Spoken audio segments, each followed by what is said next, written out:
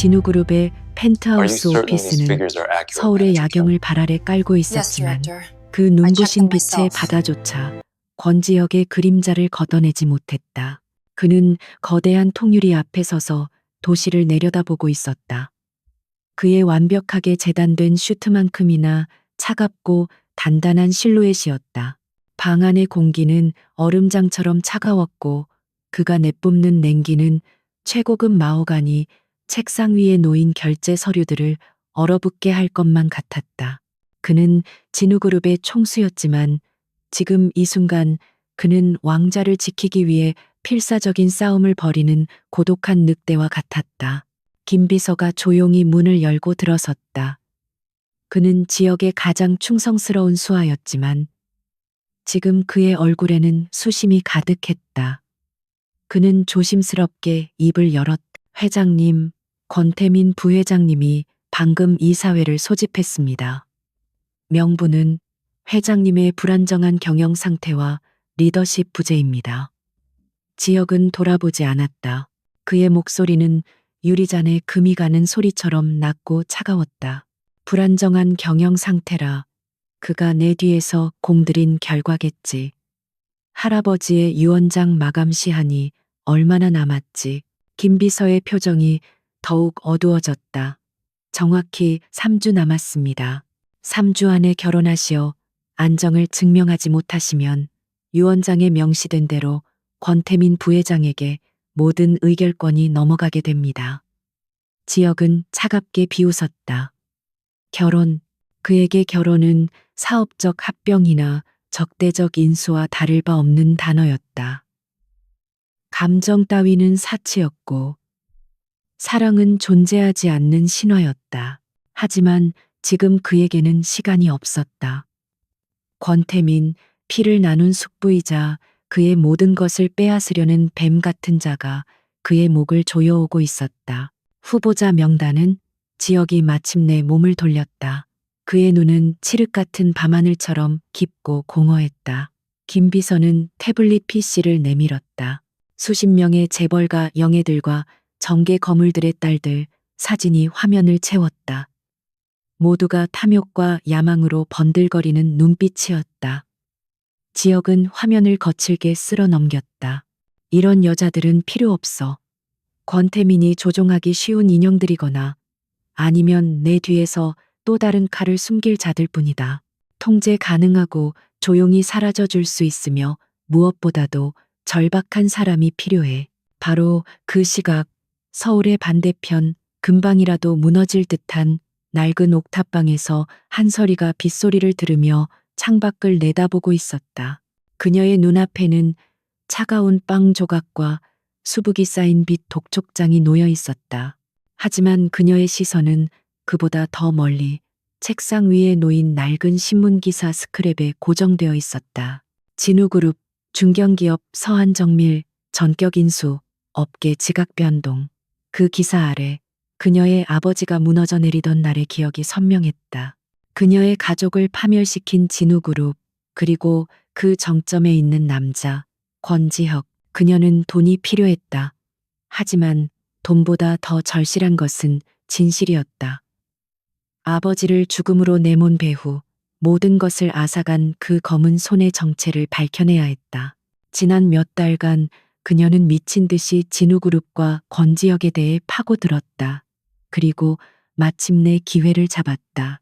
권지혁이 비밀리에 결혼 상대를 찾고 있다는 것, 그것도 재벌가가 아닌 평범한 여자를 원한다는 정보를 입수했다.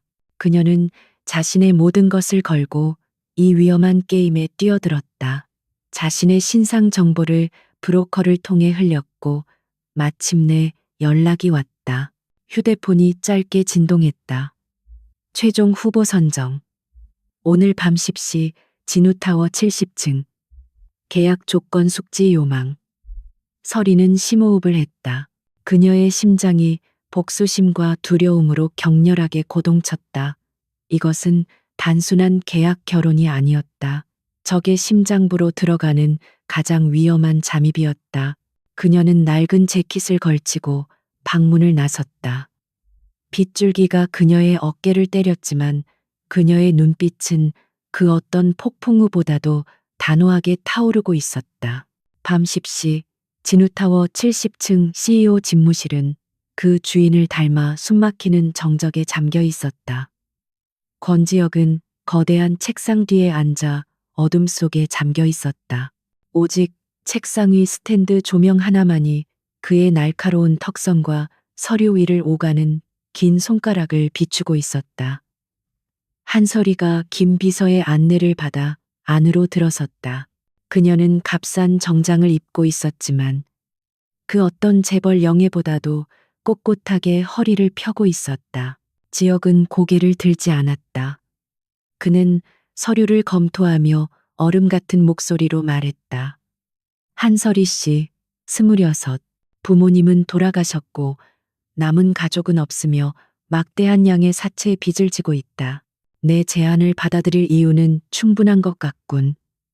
그의 말에는 일말의 동정심도 없었다.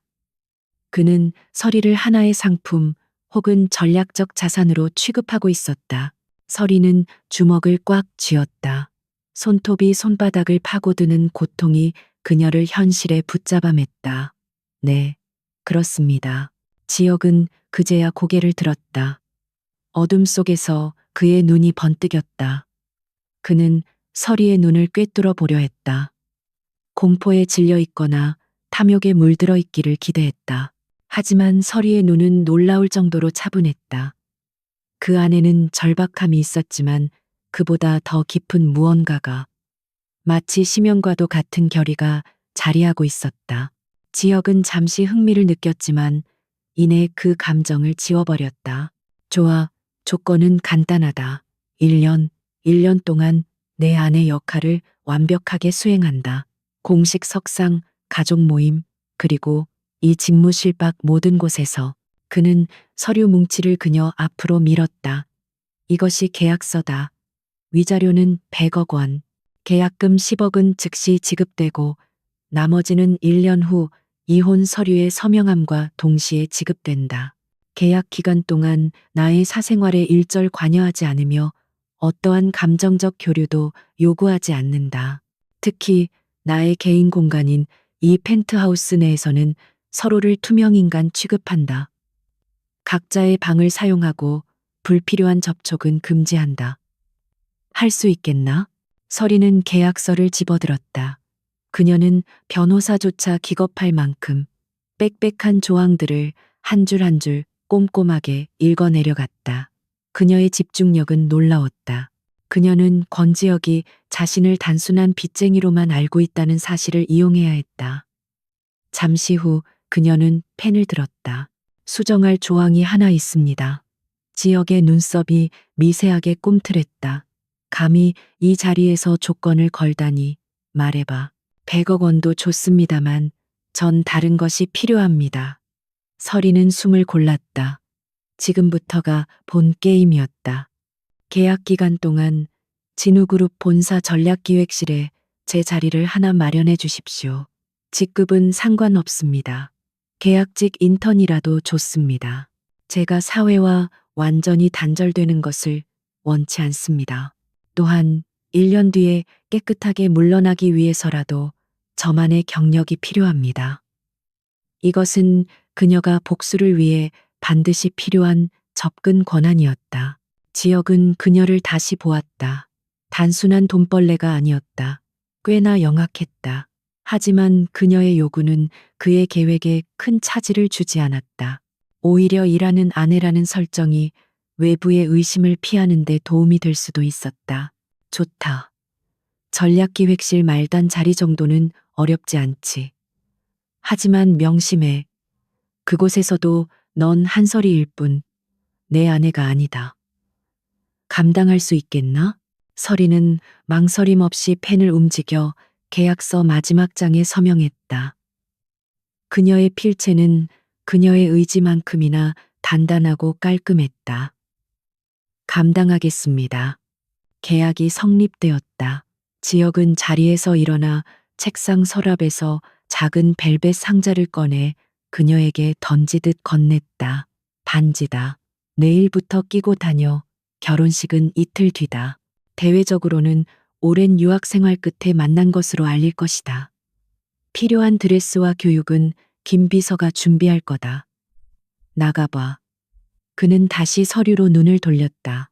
한설이는 더 이상 그에게 볼 일이 끝난 존재였다. 서리는 차가운 반지를 손에 쥔 채 집무실을 나왔다. 거대한 문이 그녀의 뒤에서 닫히는 순간 그녀는 비로소 참았던 숨을 내쉬었다. 다리가 후들거렸지만 그녀는 무너지지 않았다.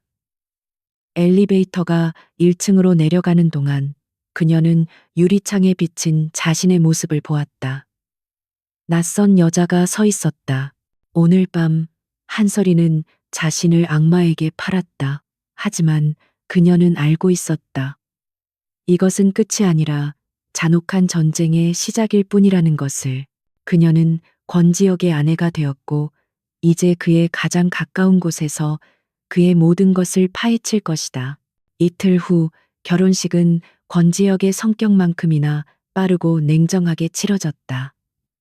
언론에는 철저히 비공개되었고 소수의 가족과 이사진만이 참석했다. 한설이는 디자이너가 골라준 최고급 웨딩드레스를 입고 있었지만 마치 잘 만들어진 마네킹이 된 기분이었다. 그녀는 권지혁의 팔짱을 끼고 기계적으로 미소를 지었지만 그의 몸에서 전해지는 냉기는 드레스에 얇은 실크를 뚫고 들어오는 듯했다. 권태민 부회장이 가식적인 미소를 지으며 그들 부부에게 축하를 건넸을 때 설이는 그의 눈빛에 스치는 차가운 탐욕을 놓치지 않았다. 저자가 바로 그녀가 찾던 뱀일지도 모른다는 직감이 등골을 서늘하게 했다. 결혼식이 끝나자마자 그들은 펜트하우스로 돌아왔다. 이 거대하고 호화로운 공간은 이제 그녀의 합법적인 집이었지만 그곳에는 사람의 온기라고는 전혀 느껴지지 않았다. 내부는 온통 차가운 대리석과 금속 그리고 흑백의 모노톤으로 장식되어 있었다. 마치 거대한 유리 상자 안에 갇힌 듯한 기분이었다. 김 비서가 그녀의 짐을 사모님 방으로 옮겼다. 그 방은 지역의 침실이 있는 마스터 존과는 복도를 사이에 두고 완전히 분리된 반대편 날개에 위치해 있었다. 사모님, 필요한 모든 것은 이 방에 구비되어 있습니다. 회장님의 서재와 침실은 저쪽 복도 끝입니다. 혹시라도 필요하신 것이 있다면 전화 하우스 매니저에게 연락해 주십시오. 김 비서의 말은 정중했지만 명확한 경고를 담고 있었다. 선을 넘지 말라는. 설이는 덤덤하게 고개를 끄덕였다. 알겠어요. 수고했어요. 김 비서님. 그녀는 문이 닫히자마자 드레스의 답답한 코르셋을 풀어헤쳤다. 이 넓은 감옥에서 그녀는 첫날 밤을 맞이하게 되었다. 저녁 식사는 각자의 공간에서 해결했다.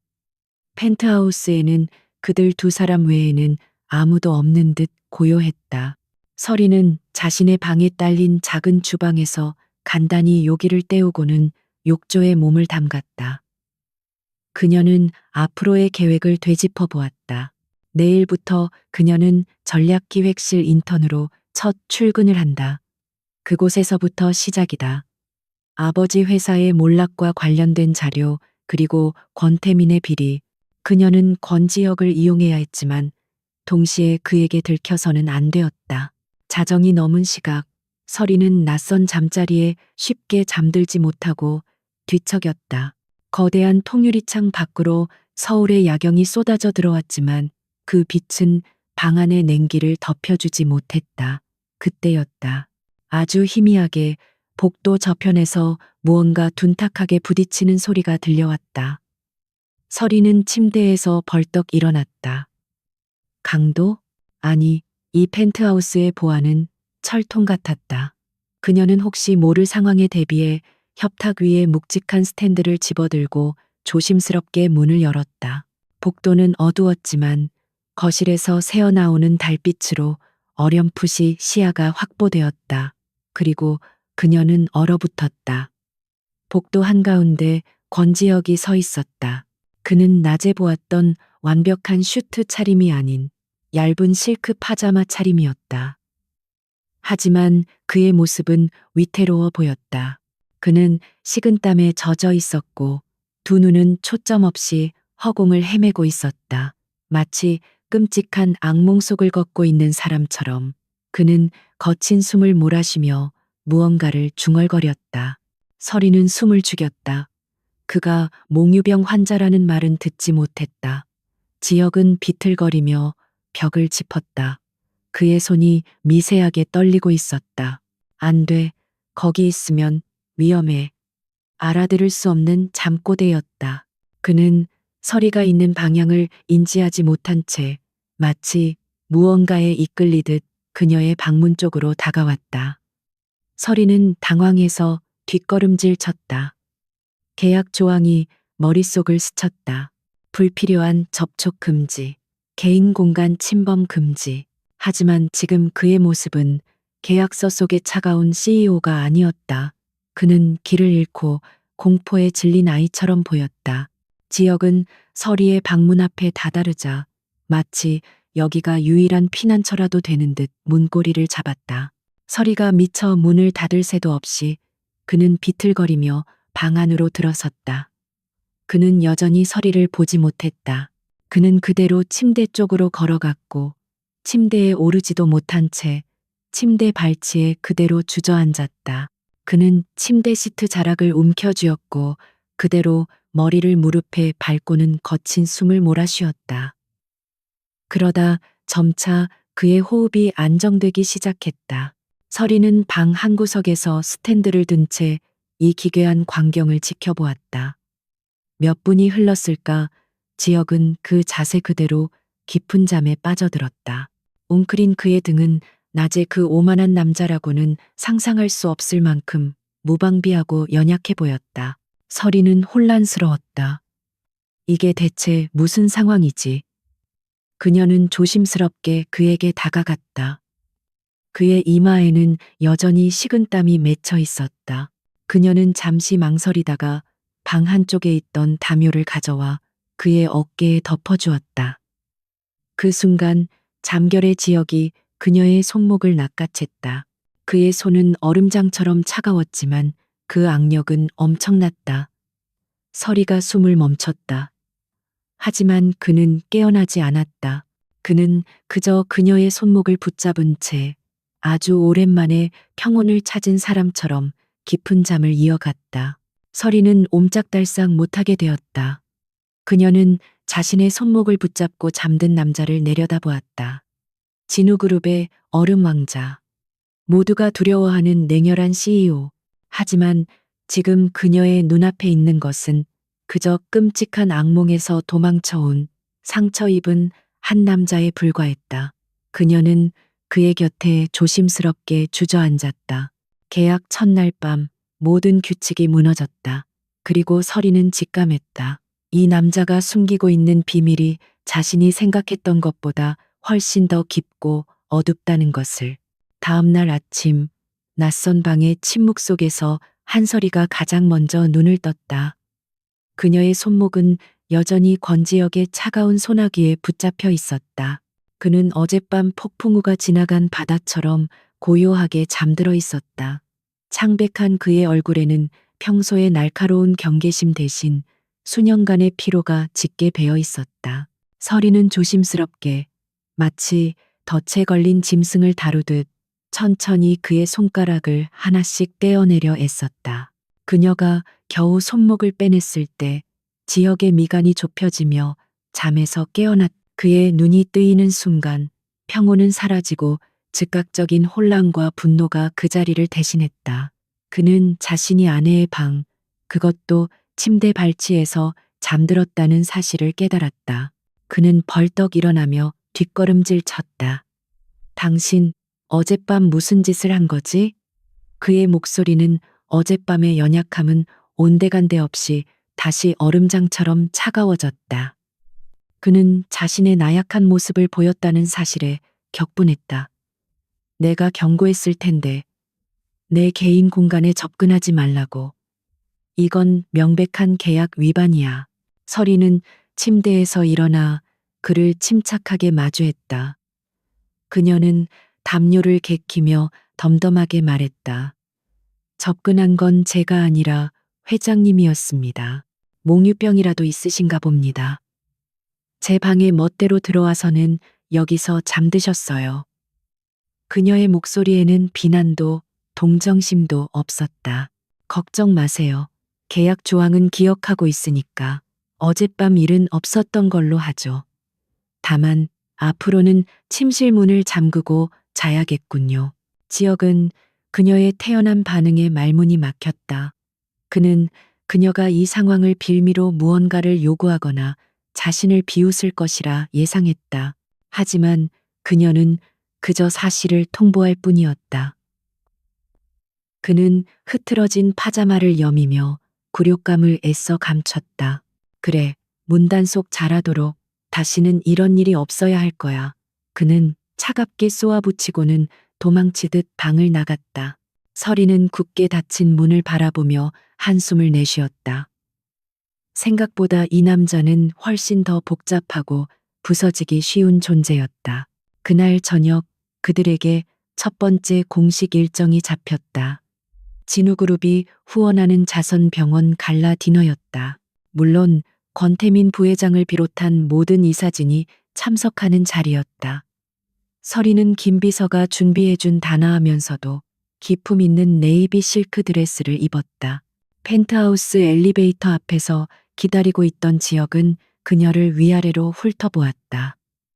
그의 눈빛은 마치 경매품을 감정하듯 냉정했다. 그만하면 됐어. 오늘 밤, 넌 내 옆에서 그림자처럼 미소만 지으면 돼. 불필요한 말은 삼가고, 특히 권태민 부회장 앞에서는. 알겠습니다, 남편님. 서리가 그의 말투를 미묘하게 비꼬며 대답했다. 지역은 불쾌한 듯 입술을 씹었지만 엘리베이터 문이 열리자마자 그는 완벽한 가면을 썼다. 그는 부드러운 미소를 지으며 서리에게 팔을 내밀었다. 가자, 여보. 서리는 자연스럽게 그의 팔짱을 꼈다. 연회장에 들어서는 순간 수백 개의 카메라 플래시가 그들을 향해 터졌다. 권지혁, 얼음 왕자의 베일에 쌓인 아내가 처음으로 공개되는 순간이었다. 지혁은 완벽한 배우였다. 그는 서리의 허리를 감싸 안고 그녀의 귓가에 다정하게 속삭이는 신용을 했다. 그의 손길은 뜨거웠지만 그 눈빛은 여전히 차가웠다. 서리 역시 만만치 않았다. 그녀는 수줍은 듯 부드러운 미소를 지으며 그를 올려다보았다. 그들의 모습은 누가 보아도 사랑에 빠진 신혼부부였다. 권태민이 능구렁이 같은 미소를 지으며 다가왔다. 지혁아, 드디어 네가 철이 드는구나. 새아가씨, 미인이시네요. 우리 지혁이가 워낙 무뚝뚝해서 걱정했는데 두 사람 보니 마음이 놓입니다. 지혁이 서리의 어깨를 감싸 안으며 대답했다. 염려 덕분입니다. 숙부님, 서리는 제게 과분한 사람입니다. 서리는 가볍게 고개를 숙였다. 과찬이십니다, 부회장님. 지혁 씨는 제가 본 누구보다 다정한 사람인걸요. 그 말에 지혁의 팔에 순간적으로 힘이 들어갔다. 그는 서리의 연기력에 내심 놀라고 있었다. 권태민은 의심스러운 눈초리로 그들을 잠시 바라보았지만 이내 다른 이사들에게로 시선을 돌렸다. 첫 번째 무대는 성공적으로 끝난 듯했다. 다음 날부터 서리는 전략기획실 인턴으로 출근했다. 그녀의 등장은 사무실 전체를 술렁이게 만들었다. 회장님의 낙하산 신데렐라 인턴, 모두가 그녀를 대놓고 무시하거나 뒤에서 수군거렸다. 팀장은 그녀에게 아무도 하지 않는 낡은 자료 정리나 복사 심부름만 시켰다. 하지만 서리는 불평 한마디 하지 않았다. 오히려 이것은 기회였다. 그녀는 자료실을 자유롭게 드나들며 과거의 인수합병 자료들을 눈여겨보았고 직원들의 컴퓨터 사용 패턴과 사내 네트워크의 보안 수준을 파악하기 시작했다. 그날 밤 서리는 피곤한 몸을 이끌고 방으로 돌아왔다. 그녀는 오늘도 지역이 몽유병처럼 나타날까 싶어 미리 문을 잠갔다. 하지만 자정이 가까워졌을 때 방문을 두드리는 노크 소리가 들렸다. 서리가 놀라 문을 열자 그곳에는 멀쩡한 차림의 권지혁이 서 있었다. 그는 베개 하나를 옆구리에 끼고 있었다. 무슨 일이죠? 서리가 경계하며 물었다. 지혁은 시선을 피하며 퉁명스럽게 말했다. 펜트하우스의 중앙 난방 시스템이 고장났다. 내 침실은 냉골이야. 수리공이 내일 아침에나 온다고 하는군. 너무나 투명하고 어설픈 거짓말이었다. 이 최첨단 건물에 그런 고장이 날 리가 없었다. 그래서요? 서리가 되물었다. 지혁은 잠시 망설이다가 마치 큰 은혜라도 베푸는 듯이 말했다. 다른 게스트룸은 아직 정리가 안 끝났다. 계약상 효율을 위해서라도 감기에 걸려 공식 일정을 망칠 수는 없지. 오늘 밤만 여기서 자겠다. 서리는 어이가 없었지만 그의 얼굴에 어린 절박함을 읽었다. 그는 어젯밤처럼 무의식 중에 그녀의 방을 찾는 것보다는 이렇게라도 핑계를 대고 들어오는 것이 덜 굴욕적이라 판단한 것이다. 좋아요. 하지만 저는 잠자리가 예민합니다. 저쪽 소파를 이용하시죠. 지혁의 얼굴이 굳어졌다. 내가 왜 소파에서 자야 하지? 이 침대는 킹 사이즈다. 반씩 쓰면 충분해. 그는 대답을 기다리지도 않고 방 안으로 들어와 침대의 한쪽 끝에 베개를 던졌다. 그렇게 기묘한 동거가 시작되었다. 그들은 침대의 양 끝에 누워 서로에게 등을 돌렸다. 방 안에는 어색한 침묵만이 흘렀다. 서리는 복수를 위해 적의 아내가 되었는데 이제는 그 적과 한 침대를 쓰게 된 이 상황이 아이러니했다. 한참이 지났을까 서리는 곁에서 뒤척이던 지역의 숨소리가 점차 고르고 깊게 변하는 것을 느꼈다. 그는 또다시 그녀가 곁에 있다는 사실만으로 깊은 잠에 빠져들고 있었다. 이 난방 시스템 고장은 기적적으로 며칠 밤낮 계속되었다. 지역은 낮에는 냉혹한 CEO로 돌아가 서리를 없는 사람 취급했지만 밤이 되면 어김없이 베개를 들고 그녀의 방을 찾았다. 그는 처음 며칠간은 아직 수리가 덜 끝났다거나 비서가 착각했다는 식의 핑계를 댔다. 하지만 나중에는 그마저도 귀찮다는 듯 아무 말 없이 들어와 제자리에 누웠다. 지역은 스스로의 나약함에 치를 떨었다. 그는 수년간 수면제와 독한 술에 의지하지 않고는 단 하룻밤도 제대로 자본 적이 없었다. 끔찍한 악몽이 그를 놔주지 않았다. 그런데 이 여자, 한설이의 존재가 마치 강력한 진정제처럼 그의 악몽을 쫓아냈다. 그녀의 규칙적인 숨소리, 그녀에게서 나는 희미한 샴푸 향기가 그의 지옥 같던 밤을 잠재웠다. 그는 이 말도 안 되는 의존성을 끊어내려 했었다.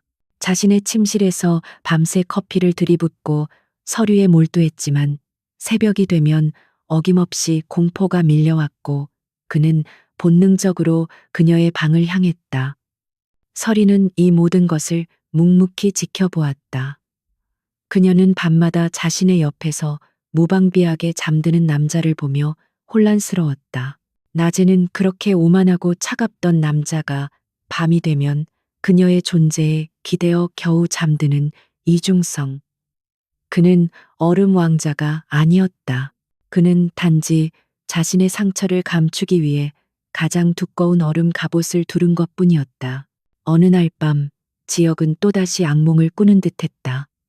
그가 식은땀을 흘리며 끙끙 앓는 소리를 냈다.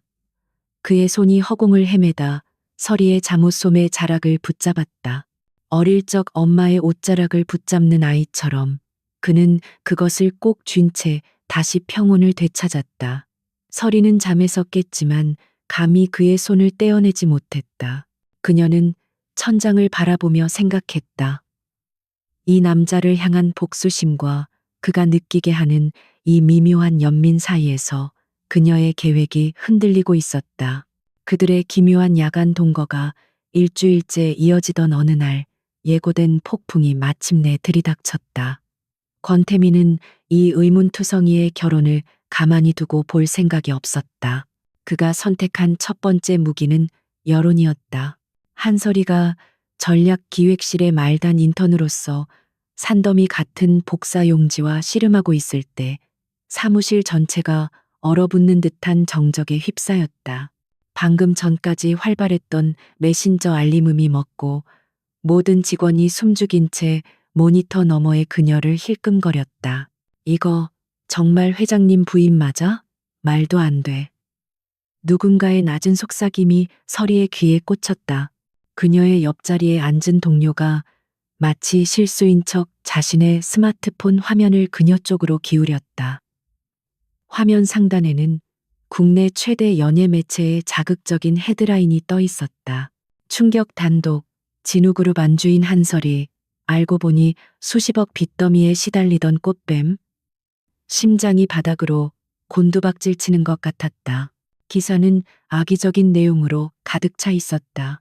그녀의 낡은 옥탑방 사진, 돌아가신 아버지의 사업 실패 기록, 마치 불법적인 일이라도 저지른 것처럼 교묘하게 편집된, 그리고 그녀가 사채업자들에게 쫓기고 있었다는 사실까지 적나라하게 폭로되어 있었다.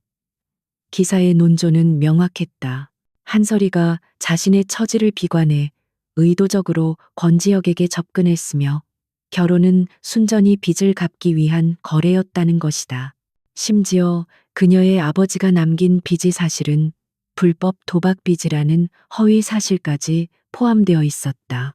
사무실 안의 모든 시선이 독화살처럼 그녀에게 밝혔다. 동정심 따위는 없었다. 그들의 눈에는 역시 그럴 줄 알았어라는 조롱과 멸시가 가득했다. 서리는 손끝이 차갑게 식어가는 것을 느꼈지만 얼굴 표정은 조금도 바꾸지 않았다. 그녀는 천천히 기사를 끝까지 읽어내렸다. 이 정보는 내부자가 아니면 알 수 없는 내용들이었다. 특히 그녀의 사체 내역까지. 이것은 명백히 권태민의 작품이었다. 그는 그녀를 사회적으로 매장시켜 권지혁의 판단력을 흐리게 만들고 이 사회에 신임을 잃게 만들 작정이었다. 같은 시각 70층 CEO 집무실의 공기는 살얼음판 위를 걷는 듯했다. 김 비서가 창백한 얼굴로 긴급 보고를 올리고 있었다. 회장님, 10분 만에 관련 기사가 포털 사이트를 도배했습니다. 주가가 소폭 하락하기 시작했습니다. 이사회 임원들의 전화가 빗발치고 있습니다. 권지혁은 태블릿 PC로 그 천박한 기사를 읽어내렸다. 그의 얼굴은 분노로 딱딱하게 굳어 있었다. 이 공격은 자신을 향한 것이었다. 한설이는 그저 그를 무너뜨리기 위한 도구에 불과했다. 권태민, 지역이 낮게 읊조렸다. 자신의 약점을, 자신의 판단착오를 이렇게 적나라하게 공격하다니. 법무팀에 연락해. 해당 매체에 즉각 정정보도 요청하고 명예훼손으로 고소 준비해. 포털 사이트에도 기사 삭제 요청해. 지금 당장. 김 비서는 곤란한 표정을 지었다. 하지만 회장님, 기사의 상당 부분이 사실에 기반하고 있습니다. 특히 채무 관계는 그게 뭐 어쨌다는 거지? 지역이 차갑게 받아쳤다. 빚이 있는 게 죄인가? 허위 사실만 바로잡아. 그리고 한설이 씨는 지금 어디 있지? 김 비서가 CCTV 모니터를 확인했다. 아직 전략기획실에 있습니다만 곧 퇴근 시간입니다. 1층 로비에 기자들이 진을 치기 시작했습니다. 보안팀을 내려보냈습니다. 지역은 미간을 찌푸렸다. 그는 한설이가 지금쯤 사무실 구석에서 울고 있거나 공포에 질려 떨고 있을 것이라 예상했다. 그녀는 그의 가장 취약한 골이었다. 설이는 퇴근 시간이 되자 묵묵히 자신의 가방을 챙겼다. 그녀를 향한 수군거림은 이제 대놓고 들리는 조롱이 되어 있었다. 그녀가 엘리베이터 홀로 향하자 복도에 있던 모든 직원이 마치 연극을 보듯 그녀를 쳐다보았다. 그녀는 1층 로비에 도착했다. 그리고 그곳에서 진짜 지옥을 마주했다. 수십 명의 기자들이 카메라와 마이크를 들고 그녀를 기다리고 있었다. 엘리베이터 문이 열리는 순간 그들은 굶주린 하이에나처럼 그녀에게 달려들었다. 한설희 씨, 기사 내용 사실입니까? 권지혁 회장을 속이고 결혼한 겁니까? 아버님의 도박 빚이 수십억이 넘는다는 게 사실인가요? 꽃뱀이라는 의혹에 대해 한 말씀 해주시죠. 플래시가 눈앞에서 미친 듯이 터졌고 마이크가 그녀의 얼굴을 향해 무례하게 밀고 들어왔다. 보안팀 직원들이 필사적으로 그녀를 보호하려 했지만 기자들의 기세는 흉흉했다. 서리는 인파에 밀려 휘청거렸다. 바로 그때 한 공격적인 중년 기자가 보안팀의 방어를 뚫고 그녀의 팔을 거칠게 잡아챘다. 한설희 씨, 대답 좀 해보시죠. 국민을 기만한 겁니까? 서리는 넘어질 뻔했지만 이내 중심을 잡고 섰다. 그녀는 자신을 붙잡은 기자의 손을 뿌리치지 않았다. 대신 그녀는 그 기자의 눈을 똑바로 바라보았다. 그녀의 눈빛에는 공포나 당황 대신 얼음 같은 냉정함과 형형한 분노가 서려 있었다. 순간 그 소란스럽던 로비가 잠시 조용해졌다. 서리는 자신을 잡은 기자의 마이크를 향해, 아니, 그 마이크를 통해 방송될 모든 카메라를 향해 입을 열었다. 그녀의 목소리는 떨리지 않았다. 제 이름은 한설희입니다. 그리고 당신이 방금 제기한 의혹은 명백한 허위 사실입니다. 그녀의 단호함에 기자들이 잠시 주춤했다. 뭐가 허위 사실이라는 거죠? 빚이 있다는 건 사실이지 않습니까? 서리는 차갑게 웃었다. 네, 빚이 있는 것은 사실입니다. 하지만 그 빚은 도박 빚이 아닙니다. 정직하게 사업을 운영하시던 제 아버지가 누군가의 비열한 계략에 휘말려 억울하게 모든 것을 잃고 남기신 것입니다. 그녀의 목소리에 힘이 실렸다. 저는 그 빚을 피하지 않았습니다. 지난 몇 년간 밤낮으로 일하며 갚아왔고 앞으로도 그럴 것입니다. 그것이 자식된 도리니까요.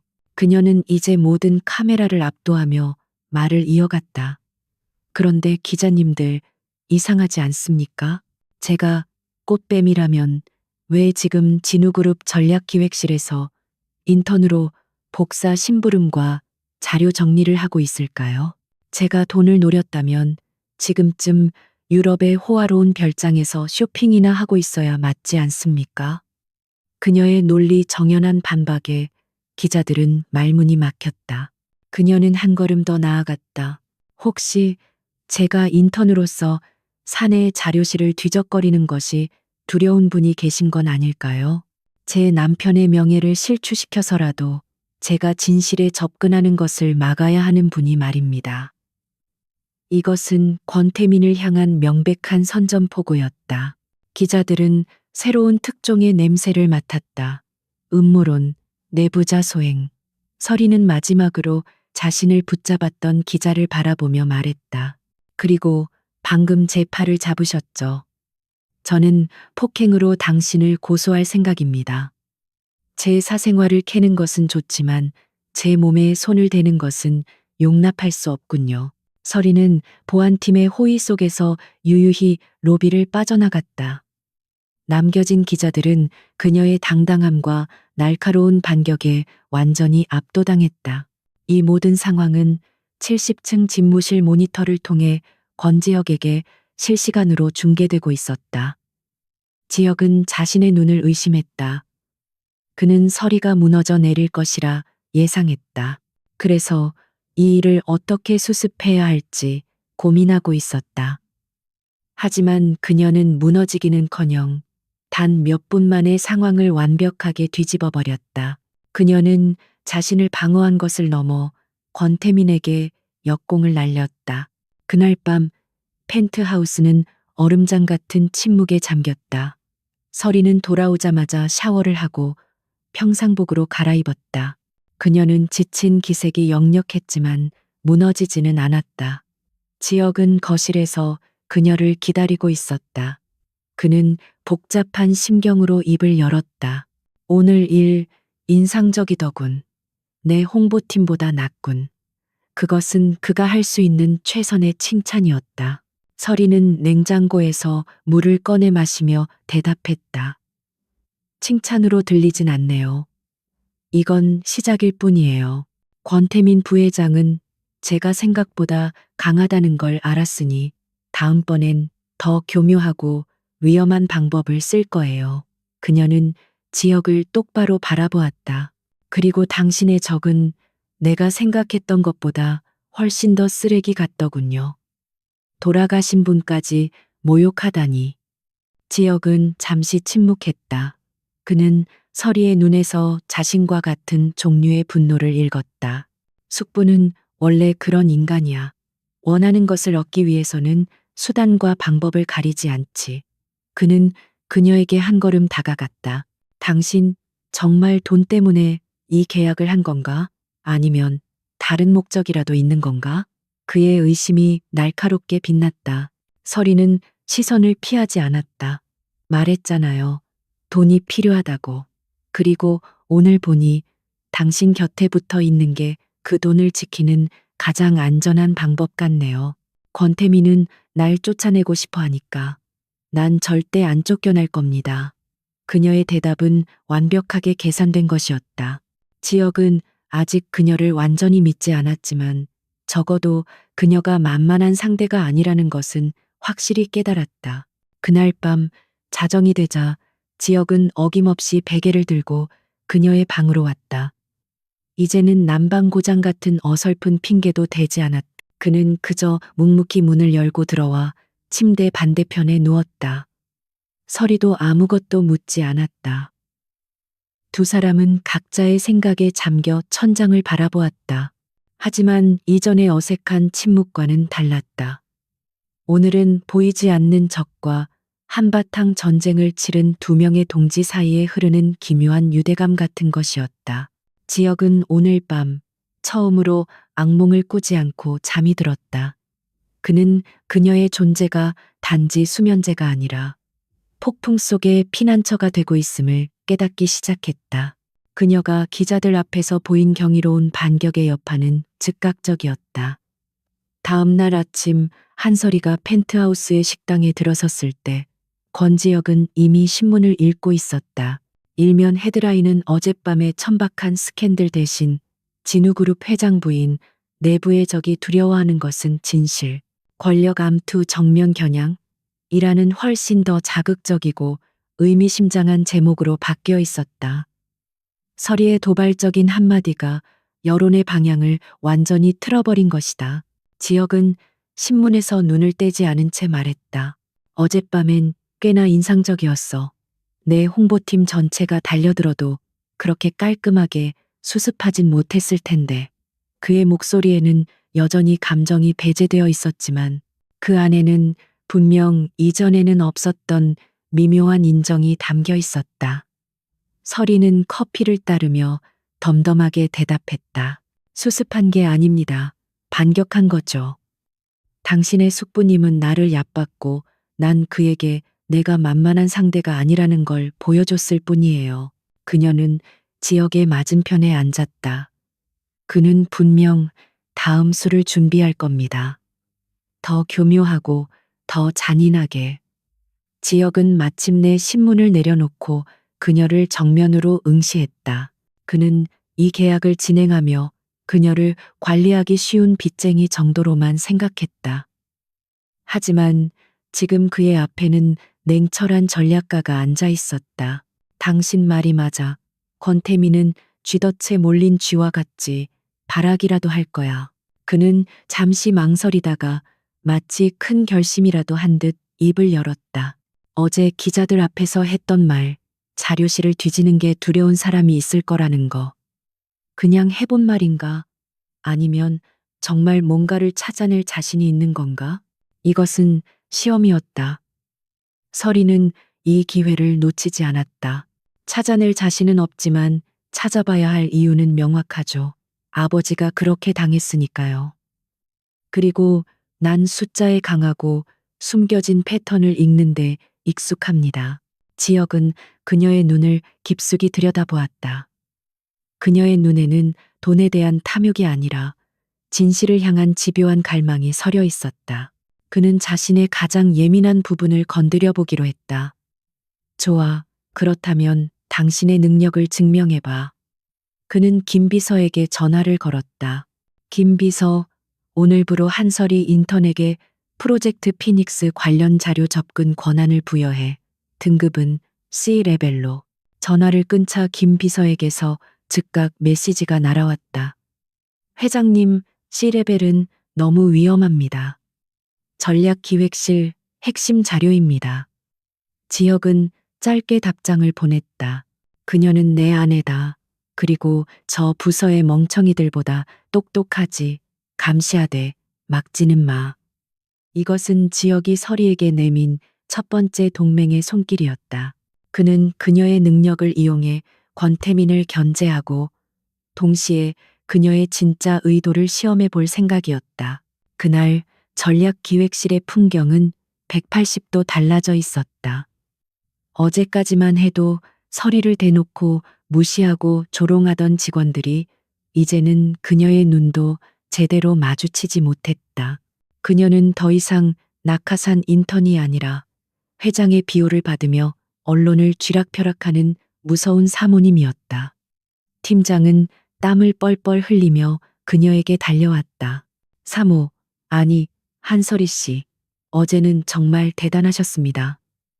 혹시 불편하신 건 없으십니까? 더 좋은 자리로 옮겨드릴까요? 서리는 눈 하나 깜짝하지 않고 대답했다. 자리는 여기가 좋습니다. 대신 지난 5년간의 MA 자료 전체를 제 단말기로 전송해 주세요. 특히 서한정밀 인수권을 포함해서요. 서한정밀. 그녀의 아버지가 운영했던 회사의 이름이 그녀의 입에서 나오자 팀장의 얼굴이 하얗게 질렸다. 하지만 그녀에게는 이미 C레벨 접근 권한이 부여되어 있었다.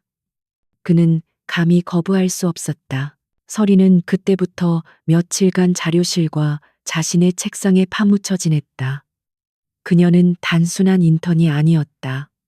그녀는 복수심에 불타는 사냥개였다. 그녀는 서한정밀의 자료를 파고들었다. 표면적으로는 완벽한 적법 절차를 거친 인수합병이었다. 하지만 그녀는 그 이면에 숨겨진 권태민의 그림자를 발견했다. 서한정밀의 자금을 대주던 제2금융권, 갑작스럽게 납품을 중단한 협력사들, 그 모든 자금의 흐름과 결정의 배후에 K홀딩스라는 유령 회사의 이름이 희미하게 남아 있었다. 그녀는 서한정밀에만 국한하지 않았다. 권태민이 주도했던 지난 5년간의 모든 인수합병 건을 분석했다. 그리고 무서운 패턴을 발견했다. 건실한 중소기업이 알 수 없는 이유로 부채에 시달리고 K홀딩스가 그 부채를 헐값에 사들인 뒤 진우그룹이 K홀딩스로부터 기업을 인수하는 방식. 권태민은 진우그룹의 자금으로 자신의 사냥을 즐기고 있었고 아버지는 그 희생양 중 하나였을 뿐이다. 그녀는 더 깊은 정보가 필요했다. C레벨로는 부족했다. 그녀는 처음으로 CEO의 아내라는 지위를 사용하기로 마음먹었다. 그날 오후 그녀는 직접 만든 샌드위치와 커피를 들고 70층 집무실로 향했다. 김 비서는 당황했지만 사모님의 방문을 막을 수는 없었다. 회장님, 식사 거르시는 것 같아서요. 그녀는 천연덕스럽게 연기하며 사무실로 들어섰다. 지혁은 회의 중이었다. 서리는 그의 거대한 집무실에 홀로 남겨졌다. 그녀는 샌드위치를 내려놓는 척하며 그의 책상 위를 빠르게 훑었다.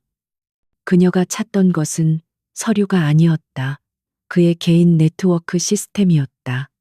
그녀는 그의 컴퓨터가 사내망과는 다른 별도의 보안 서버에 연결되어 있음을 발견했다. 피닉스, 그가 아침에 말했던 프로젝트 이름이었다. 그때 회의를 마친 지혁이 집무실로 들어섰다. 그는 자신의 컴퓨터 앞에서 서성이는 서리를 보고 순간적으로 표정이 굳었다. 여기서 뭐 하는 거지? 서리는 놀란 기색 없이 그를 돌아보았다. 당신 개인 서버를 운용하고 있군요. 피닉스라는 이름에 지혁의 눈이 가늘어졌다. 당신이 그걸 어떻게? 권태민은 유령 회사를 써요. K 홀딩스. 당신도 이미 알고 있죠. 하지만 증거가 없을 뿐. 서리가 그의 책상을 가리켰다. 내가 본 모든 자료의 최종 결제 라인은 K홀딩스에서 막혀 있어요. 일반적인 방법으로는 그 실체를 절대 못 찾아요. 그 서버 K맨 제도에 등록된 거죠? 지역은 할 말을 잃었다. 이 여자는 불과 며칠 만에 자신이 몇 년간 추적해온 것의 핵심을 꿰뚫어 보았다. 그는 더 이상 그녀를 시험할 필요가 없음을 깨달았다. 그는 자신의 모니터를 그녀 쪽으로 돌렸다. 화면에는 K홀딩스를 중심으로 거미줄처럼 얽힌 수백 개의 기업과 이름들이 떠 있었다. 이게 프로젝트 피닉스의 실체다. 내 사적인 전쟁이지. 권태민이 아버지에게서 회사를 빼앗기 위해 저지른 모든 비리들. 그는 서리를 바라보았다. 당신 말이 맞아. K홀딩스는 완벽한 방화벽 뒤에 숨어 있어. 뚫을 수가 없어. 서리의 눈이 빛났다. 세상에 완벽한 방화벽은 없어요. 단지 적절한 열쇠가 없었을 뿐이죠. 지역은 그녀의 눈에서 자신과 같은 종류의 불꽃을 보았다. 그것은 복수심이었고 집념이었다. 그는 깨달았다. 이 여자는 돈 때문에 고용된 가짜 아내가 아니었다. 그녀는 자신과 같은 적을 가진 가장 강력한 동맹이었다. 좋아. 오늘부터 당신은 내 인턴이 아니야. 내 파트너다. 그날 밤 지역은 여느 때처럼 베개를 들고 그녀의 방으로 왔다. 이제 두 사람 사이에는 그 어떤 어설픈 핑계도 어색한 침묵도 존재하지 않았다. 그들은 침대 양 끝에 누웠지만 잠들기 전까지 낮에 있었던 일들에 대해 의논했다. 권태민이 오늘 전략기획실에 들렀더군. 날 격려하는 척하면서 떠보려 했어요. 서리가 말했다. 그는 당신을 시험하는 거야. 회유할 수 있는지 아니면 부러뜨려야 하는지. 지역이 대답했다. 그들은 적에 대한 정보를 교환하고 다음 전략을 논의했다. 이 차가운 침대는 더 이상 잠을 자기 위한 공간이 아니라 두 사람만의 비밀스러운 전쟁 지휘 본부가 되었다. 지역은 어느새 잠이 들었고 어김없이 잠결에 그녀의 잠옷 소매 끝을 가볍게 쥐었다. 서리는 그 손길을 느끼며 눈을 감았다. 계약으로 시작된 관계였지만 이제 그들은 누구에게도 말할 수 없는 비밀을 공유한 공범자이자 서로의 유일한 아군이 되어가고 있었다. 그들의 비밀스러운 동맹이 며칠간 이어지는 동안 권태민은 불안감에 휩싸였다. 한설이라는 여자는 그가 심어놓은 언론의 덫을 가볍게 빠져나왔을 뿐만 아니라 지역의 신뢰를 얻어 전략기획실의 핵심 자료에까지 접근하고 있었다. 이것은 그가 예상한 시나리오가 아니었다. 그는 한설이가 지역의 약점이 될 것이라 생각했지만 오히려 그녀는 지역의 무기가 되어가고 있었다. 권태민은 더 이상 망설일 시간이 없다고 판단했다. 그는 조카의 가장 깊은 상처, 절대 건드려서는 안 될 그 트라우마를 헤집기로 결심했다. 지역이 불안정한 상태임을 이사회에 증명할 가장 확실한 방법이었다. 그날 밤 지역과 서리는 펜트하우스의 서재에서 프로젝트 피닉스의 자료를 분석하고 있었다. 서재는 지역의 개인 공간이었지만 이제는 자연스럽게 그들의 공동 작전실이 되었다. 서리는 K홀딩스와 연결된 페이퍼 컴퍼니들의 자금 흐름도를 그리며 말했다. 이상해요. 이 자금 흐름 10년 전에도 비슷한 패턴이 보여요. 당신의 아버지가 돌아가시기 직전에 그녀가 말을 끝마치기도 전에 펜트하우스 전체가 흔들리는 듯한 둔탁한 폭발음이 들렸다. 쾅 하는 소리와 함께 서재의 조명이 일제히 꺼졌다. 비상등조차 켜지지 않았다. 완벽한 어둠이 그들을 삼켰고 동시에 매캐한 연기 냄새가 복도 쪽에서 밀려왔다. 곧이어 날카로운 화재 경보음이 펜트하우스 전체를 찢을 듯이 울렸다. 서리는 놀라 자리에서 일어섰다. 불이야? 이게 어떻게 된 일이죠? 보안 시스템은? 그녀는 휴대폰을 찾기 위해 더듬거렸다. 하지만 그녀의 옆에 있던 지역은 아무런 움직임이 없었다. 권지혁 씨. 서리가 어둠 속에서 그를 불렀다. 대답이 없었다. 오직 거칠어지는 숨소리만이 들려왔다. 지혁 씨, 괜찮아요? 그녀가 다가가 그의 팔을 붙잡았다. 그의 몸은 얼음장처럼 차가웠지만 돌처럼 굳어 격렬하게 떨리고 있었다. 그는 서재의 거대한 통유리창을 향해 선 채 창밖의 도시 불빛을 공허하게 바라보고 있었다. 화재 경보음과 연기, 그리고 갑작스러운 어둠. 이 세 가지 요소는 그의 뇌리에 잠들어 있던 지옥의 문을 활짝 열어젖혔다. 그는 지금 펜트하우스 서재에 있는 것이 아니었다. 15년 전 빗길을 달리던 차 안, 찌그러진 철제 프레임 사이에 갇혀 있었다. 그는 코를 찌르는 휘발유 냄새와 살이 타는 냄새를 맡고 있었다. 그는 필사적으로 앞 좌석을 향해 소리치고 있었다. 아버지, 어머니, 일어나세요. 제발. 하지만 대답은 없었다. 차창 밖으로 불길이 치솟았고 그는 그 붉은 빛 속에서 자신을 향해 다가오던 어떤 남자의 실루엣을 보았다. 안 돼, 안 돼, 불. 지역이 쉰 목소리로 중얼거렸다. 그의 눈은 공포로 가득 차 있었다. 평소에 냉철한 CEO는 온데간데 없었다. 그는 완전히 무너져 내린 12살 소년으로 돌아가 있었다. 지혁 씨, 정신 차려요. 여긴 펜트하우스예요. 서리가 그의 뺨을 때리듯 잡고 흔들었지만 그의 시선은 그녀를 통과해 과거의 망령을 쫓고 있었다. 그때 김 비서가 비상 마스터키로 문을 열고 보안팀과 함께 뛰어들어왔다. 회장님, 괜찮으십니까? 지하 주차장 변압기에서 작은 폭발이 있었습니다. 화재는 진압되었습니다. 김 비서가 다급하게 외쳤지만 지역은 여전히 반응이 없었다. 회장님, 보안팀이 그에게 접근하려 하자 지역은 마치 위협받는 짐승처럼 격렬하게 그들을 밀쳐냈다. 오지 마, 만지지 마, 뜨거워. 서리는 이 모든 상황을 순식간에 파악했다. 이것은 단순한 공황 발작이 아니었다.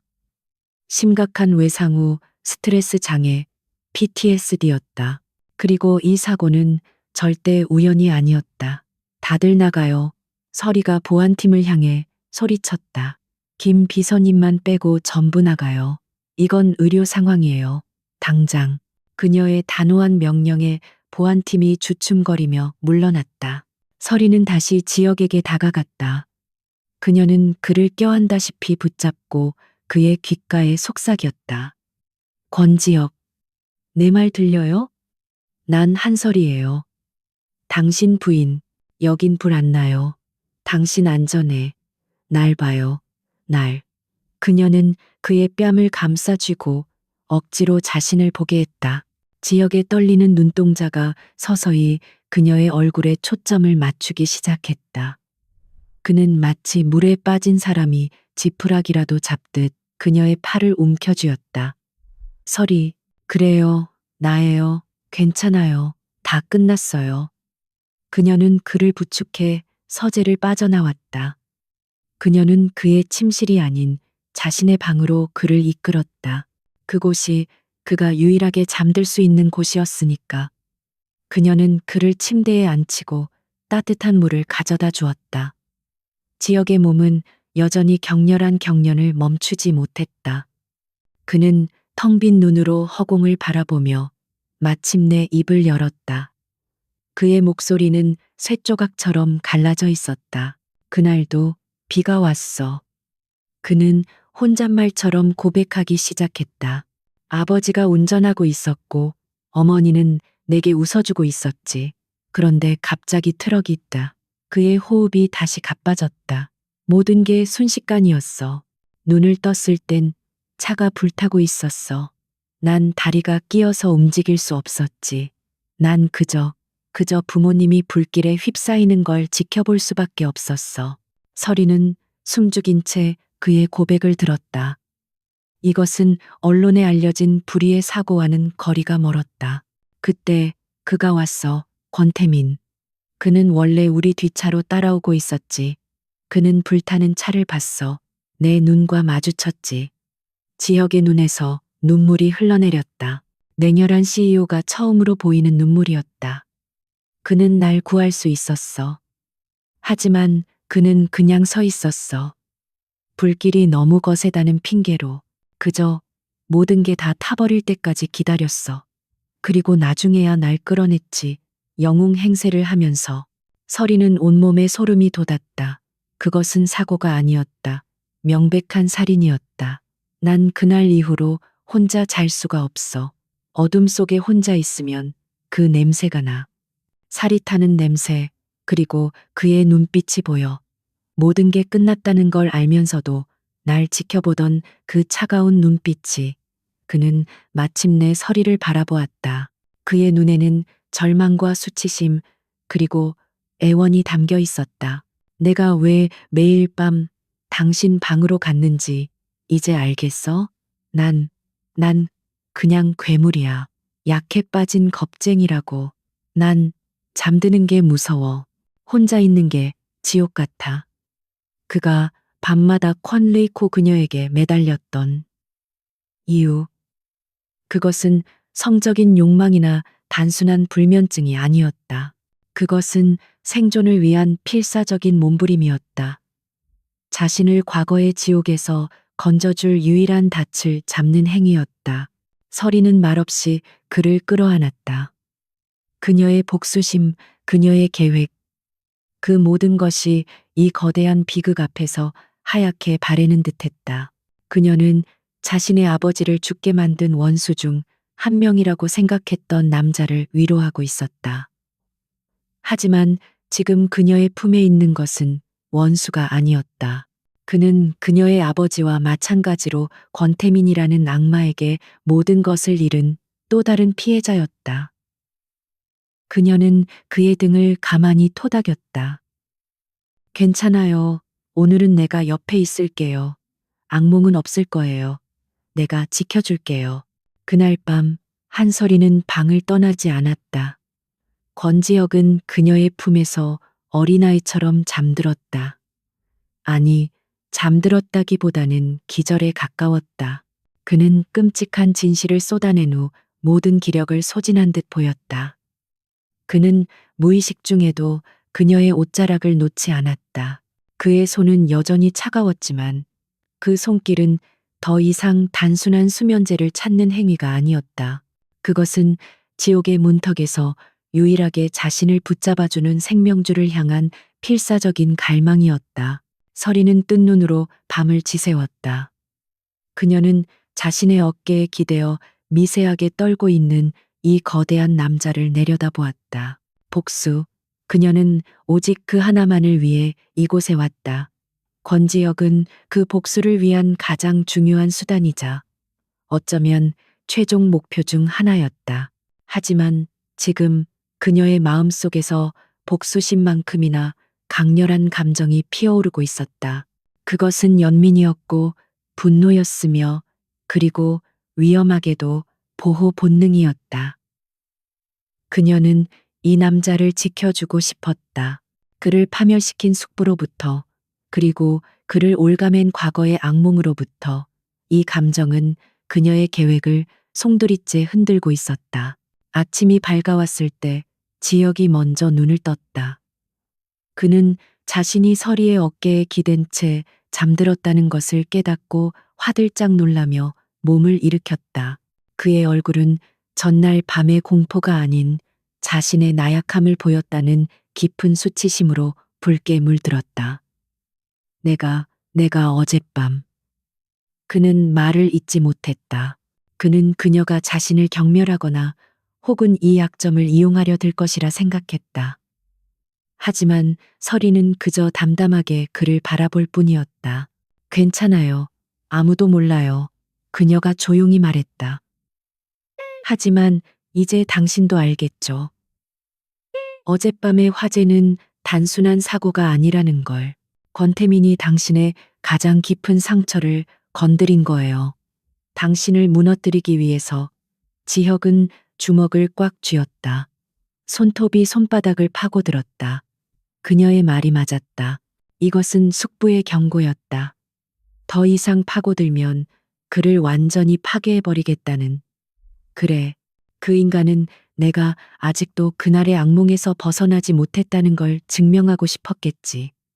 이사회 앞에서 날 정신병자로 몰 생각이었을 거야. 그는 자리에서 일어섰다.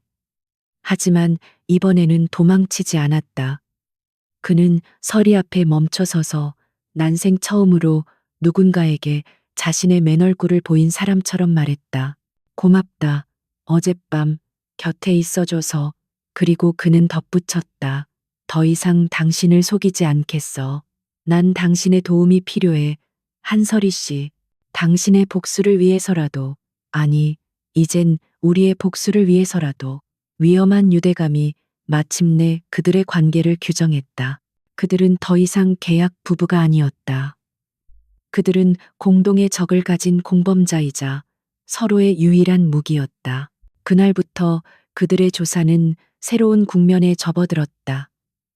그들은 더 이상 밤에만 비밀을 공유하지 않았다. 지혁은 서리에게 프로젝트 피닉스의 모든 접근 권한을 넘겼고 그녀를 전략기획실 인턴이 아닌 자신의 직속 특별 보좌라는 직함으로 집무실 옆 비상임원실에 앉혔다. 이것은 권태민을 향한 노골적인 선전포고였다. 서리는 이제 합법적으로 진우그룹의 모든 데이터베이스에 접근할 수 있게 되었다. 그녀는 지역의 고백을 토대로 새로운 단서를 파고들기 시작했다. 지역의 부모님이 돌아가신 그날의 날짜. 그녀는 그날을 기점으로 K홀딩스의 모든 자금 흐름을 역추적했다. 그리고 마침내 찾아냈다. 지역의 부모님이 사망한 바로 다음 날 K홀딩스에서 거액의 자금이 파나마에 있는 한 유령 계좌로 송금된 기록이었다. 금액은 거대했지만 용도는 불분명했다. 이건 보험금이나 합의금 치고는 너무 크고 너무 은밀해요. 지역은 그 기록을 보며 눈을 가늘게 떴다. 이 돈의 행방을 추적해줘. 서리는 며칠 밤낮으로 그 돈의 흐름을 쫓았다. 그것은 수십 개의 계좌를 거치며 교묘하게 세탁되고 있었다. 하지만 서리는 포기하지 않았다. 그녀는 마침내 그 돈의 일부가 흘러들어간 종착지를 찾아냈다. 그것은 이미 파산하고 사라진 작은 트럭 운송회사였다. 맙소사. 지혁씨. 서리의 목소리가 떨렸다. 이 운송회사, 15년 전 당신 부모님의 차를 들이받은 그 트럭의 소속 회사예요. 지혁은 숨을 삼켰다. 그의 가설이, 아니, 그의 악몽이 사실로 변하는 순간이었다. 권태민은 사고를 방관한 것이 아니었다. 그는 사고를 설계했다. 그는 자신의 형을 그리고 형수를 죽이기 위해 트럭 운전사를 고용했다. 그 운전사는? 지역이 물었다. 자료에는 현장에서 즉사했다고 나와요. 하지만 이 돈이 입금된 시점은 사고가 난 지 한 달 뒤예요. 죽은 사람에게 돈을 줄 수는 없죠. 서리가 차갑게 말했다. 운전사는 살아있거나 혹은 그의 가족이 돈을 받고 입을 다문 거예요. 이것만으로도 권태민을 무너뜨릴 증거는 충분했다. 하지만 서리는 멈출 수 없었다. 그녀는 그 유령 계좌의 나머지 자금 흐름을 계속 추적했다. 그리고 그녀는 자신의 눈을 의심해야 했다. 그 거대한 검은 돈의 또 다른 줄기가 몇 년의 세월을 거쳐 흘러들어간 곳. 그것은 그녀의 아버지를 파멸로 몰아넣었던 바로 그 제2금융권 사채 회사였다. K홀딩스는 지역의 부모님을 살해한 돈으로 다시 서리의 아버지를 무너뜨릴 자금을 조달했던 것이다. 모든 조각이 맞춰졌다. 이것은 두 개의 별개 사건이 아니었다. 그것은 권태민이라는 악마가 10여 년에 걸쳐 저지른 거대하고 추악한 범죄의 연대기였다. 서리는 온몸에 피가 차갑게 식는 것을 느꼈다. 그녀는 복수를 원했다. 하지만 이런 방식은 아니었다. 그녀는 권태민이 아버지를 파산시킨 증거를 찾고 싶었지. 그가 지역의 부모님을 살해했다는 증거를 찾으려던 것은 아니었다. 그녀는 딜레마에 빠졌다. 이 사실을 지역에게 알려야 하는가? 그는 이미 권태민이 자신을 죽게 내버려 두었다는 사실만으로도 매일 밤 PTSD에 시달리고 있었다. 그런데 만약 그가 자신을 구한 것이 아니라 애초에 모든 것을 계획한 살인자라는 것을 알게 된다면 지역은 그 진실을 감당할 수 있을까? 그는 무너져 내릴 것이다. 완전히. 하지만 그녀가 침묵한다면 그것은 그녀의 복수를 포기하는 것이자 지역이 평생 괴물의 동정심에 놀아났다는 사실을 묵인하는 것이었다. 그날 밤 지역은 평소보다 늦게 그녀의 방으로 왔다. 그는 어젯밤의 충격에서 아직 완전히 벗어나지 못한 듯 피곤해 보였다. 그는 침대 한쪽에 걸터 앉아 그녀를 바라보았다. 무슨 일이야? 오늘 하루 종일 표정이 좋지 않았어. 서리는 자신의 노트북 화면을 바라보았다. 그곳에는 권태민의 모든 죄악이 거미줄처럼 펼쳐져 있었다.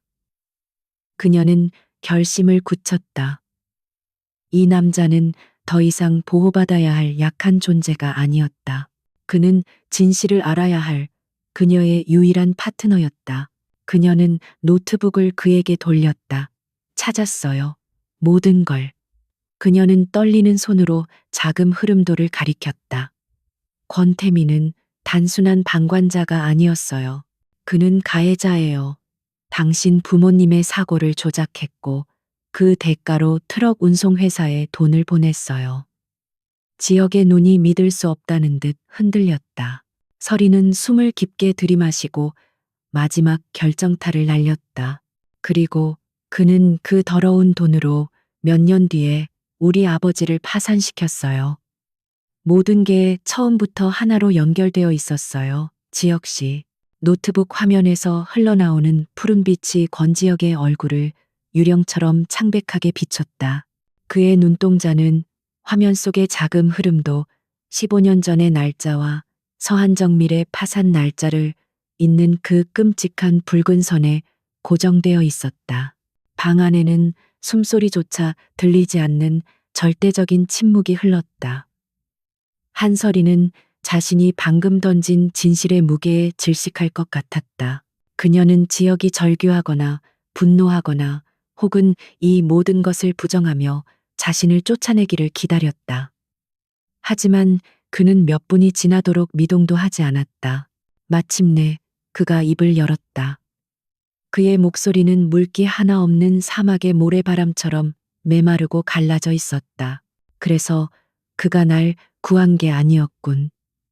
그는 서리를 보지 않았다. 그는 여전히 화면 속의 증거를 그 거미줄처럼 얽힌 아기의 연대기를 응시하고 있었다. 그는 처음부터 날 지켜보고 있었던 거야. 내 부모님이 죽어가는 걸, 아니, 죽이는 걸 지켜보고 있었던 거야. 그의 어깨가 미세하게 떨리기 시작했다. 그것은 공포가 아닌 존재 자체를 뒤흔드는 분노의 전율이었다. 서리는 바로 지금이 그 순간임을 알았다. 이 끔찍한 진실 위에서 그녀의 마지막 비밀 또한 꺼내놓아야 했다. 그녀는 입술을 깨물었다. 지역 씨, 당신에게 마저 고백해야 할 게 있어요. 그녀의 목소리에 지역의 시선이 천천히, 아주 천천히 그녀에게로 향했다. 그의 눈은 텅 비어 있었지만 그 어떤 때보다 무섭도록 날카롭게 빛나고 있었다.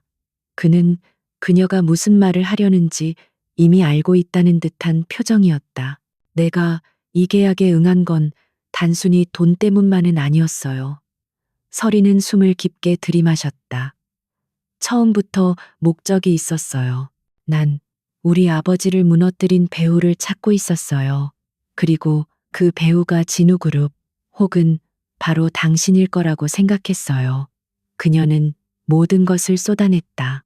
자신이 어떻게 그의 결혼 정보를 입수했는지, 그에게 접근하기 위해 어떤 거짓말을 했는지, 그리고 전략 기획실에 들어간 진짜 이유가 무엇이었는지. 난 당신을 파멸시킬 증거를 찾기 위해 당신의 아내가 되었어요. 그녀는 고개를 숙였다. 그의 처벌을 기다렸다. 계약 파기, 혹은 그보다 더한 경멸과 분노. 하지만 지역의 반응은 그녀의 예상을 완전히 벗어났다. 그는 그녀의 고백을 끝까지 들었다. 그리고 잠시 후 그의 입가에 기묘한 안도감과도 같은, 혹은 모든 것을 체념한 듯한 쓴웃음이 어렸다. 파멸. 그가 낮게 읊조렸다. 당신 말이 맞았어. 진우그룹이 당신 아버지를 파멸시켰지. 단지 그 주체가 내가 아니었을 뿐. 그는 자리에서 일어나 서리에게 천천히 다가갔다. 그는 그녀의 앞에 섰다. 서리는 고개를 들지 못했다. 날 속인 것에 대해 화가 나야 할 텐데, 지역의 목소리가 그녀의 머리 위에서 들렸다. 이상하게도 화가 나지 않아.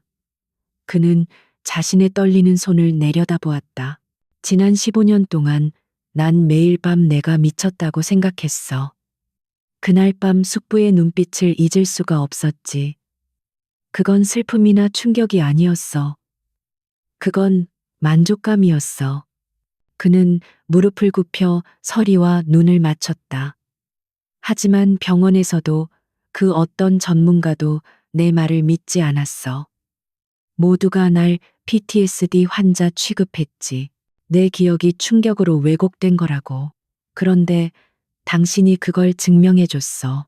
그는 서리의 어깨를 조심스럽게 그러나 단단히 붙잡았다. 난 미치지 않았던 거야. 당신 덕분에 난 드디어 이 지독한 죄책감과 혼란에서 자유로워졌어. 당신은 날 속였지만 동시에 날 구원했어, 서리 씨. 그의 눈에서 마침내 해방감의 눈물이 흘러내렸다. 이제 그들은 더 이상 고용주와 피고용인 혹은 계약 부부가 아니었다. 그들은 운명 공동체였다. 핏빛 복수를 공유한 공범자였다. 그날 밤 그들은 잠들지 않았다. 서리의 침실은 완벽한 전쟁 지휘 본부로 변했다. 주주총회. 지역이 차가운 목소리로 말했다. 권태민은 어젯밤의 화재 소동을 빌미로 긴급 이사회를 소집할 거야. 내가 정신적으로 불안정해서 더 이상 경영을 맡길 수 없다고 주장하겠지. 그리고 결정타로 우리의 계약 결혼 서류를 터뜨릴 거다. 내가 얼마나 기만적이고 불안정한 인간인지 증명하기 위해서. 서리가 노트북을 가리키며 고개를 저었다. 그가 계약서를 터뜨리기 전에 우리가 그의 살인죄를 터뜨려야 해요. 하지만 이 자금 흐름만으로는 부족해요. 그는 분명 교묘하게 빠져나갈 거예요. 인도적인 차원의 보상금이었다고, 혹은 비서진의 실수라고 둘러대겠지. 우린 그 트럭 운전사가 필요해요. 혹은 그의 가족, 그 돈을 받은 사람의 증언이 필요해요. 지역의 눈이 번뜩였다. 그 운전사는 현장에서 즉사했어. 하지만 그의 가족은 아니죠. 다음 날부터 지역과 서리는 그림자처럼 움직였다. 지역은 대외적으로 화재 사고 충격으로 인한 요양을 선언하고 모든 공식 일정을 취소했다. 그는 펜트하우스에 집거하며 권태민에게 자신이 완전히 무너졌다는 신호를 보냈다. 권태민은 이 기회를 놓치지 않고 지역의 정신적 불안정성을 이유로 긴급 주주총회 소집을 위한 이사들을 규합하기 시작했다. 그는 사냥감이 덫에 걸렸다고 확신했다. 그 사이 서리는 김 비서의 가장 충성스러운 보안팀과 함께 K홀딩스가 송금한 파산한 운송회사의 기록을 샅샅이 뒤졌다. 당시 트럭 운전사 박만철은 현장에서 즉사한 것으로 처리되었다. 하지만 그에게는 아내와 어린 아들이 있었다. 그들은 사고 직후 거액의 현금을 들고 연기처럼 사라졌다. 지난 15년간 그들의 흔적을 찾기란 불가능에 가까웠다. 그들은 완벽하게 증발했다. 서리는 포기하지 않았다. 그녀는 돈의 흐름 대신 사람의 흔적을 쫓았다. 아이의 학적, 병원 기록, 예방 접종 기록. 마침내 그녀는 제주도의 한적한 마을에서 김영숙과 김민수라는 이름으로 세탁하고 숨어 사는 그들의 행방을 찾아냈다. 지역은 보고를 받자마자 망설이지 않았다. 그들은 그날 밤 권태민의 감시를 피하기 위해 철저히 위장한 채 제주도로 향하는 비밀 전세기에 몸을 실었다. 그들은 다음 날 새벽 낡은 감귤 농장으로 둘러싸인 작은 집을 찾아갔다. 그곳에서 백발이 성성하고 깊은 주름이 패인 한 노파 박만철의 아내 김영숙을 만났다. 그녀는 서울에서 온 낯선 이들의 방문에 마치 사형 선고라도 받은 사람처럼 극도로 경계했다. 지혁이 돈 봉투를 꺼내려 하자 서리가 그의 손을 막았다. 그녀는 대신 자신의 가방에서 낡은 흑백 사진 한 장을 꺼내 노파에게 내밀었다. 자신의 아버지 사진이었다. 이분도 그 사람 때문에 돌아가셨어요. 서리가 떨리는 목소리로 말했다. 당신의 남편을 고용한 그 남자. 권태민 때문에요. 우린 돈을 주러 온 게 아니에요. 진실을 말해달라고 부탁하러 온 거예요. 더 이상 그 남자가 다른 사람들을 불행하게 만들지 못하도록. 노파의 눈이 흔들렸다. 그녀는 서리의 얼굴과 사진을 번갈아 보더니 이내 수십 년간 묵혀온 죄책감과 공포에 무너져 내렸다. 그녀는 울부짖으며 모든 것을 털어놓았다. 남편은 사고 당일 아침 브레이크가 고장 난 것 같다고 했지만 어떤 높은 분의 지시로 어쩔 수 없이 운전대를 잡는다고 했다. 그는 그것이 마지막이 될 줄 몰랐던 것이다. 그리고 사고 직후 권태민이 직접 그녀를 찾아왔다. 그는 갓난아들이었던 민수의 목숨을 담보로 침묵을 강요했고 평생 먹고 살 돈을 주며 이곳에 숨어 살게 했다. 그 인간은 악마예요. 악마라고요. 그리고 그녀는 방 안으로 들어가 낡은 장롱 깊숙한 곳에서 작은 나무 상자를 꺼내왔다. 그 안에는 남편이 죽기 며칠 전 불안감에 떨며 자신에게 남겼던 낡은 카세트 테이프 하나가 들어 있었다. 영수가 만약 내가 잘못되면 날 이렇게 만든 건 진우그룹의 권부 회장이라는 사람이야. 그 사람이 시켰어. 브레이크가 이상하다고 했는데도 그냥 가라고. 남편의 마지막 목소리. 살인교사의 결정적인 증거였다. 서울로 돌아오는 비행기 안. 그들의 손에는 권태민의 숨통을 끊을 가장 강력한 무기가 들려 있었다. 지혁은 창밖의 어둠을 바라보며 서리의 손을 굳게 잡았다. 내일은 언젠가. 서리가 물었다. 지혁이 휴대폰을 확인했다. 긴급 주주총회 소집 완료. 안건, 대표이사 권지혁 해임의 건. 3일 후 오전 10시. 덫이 놓였어. 지혁이 차갑게 말했다. 아니요.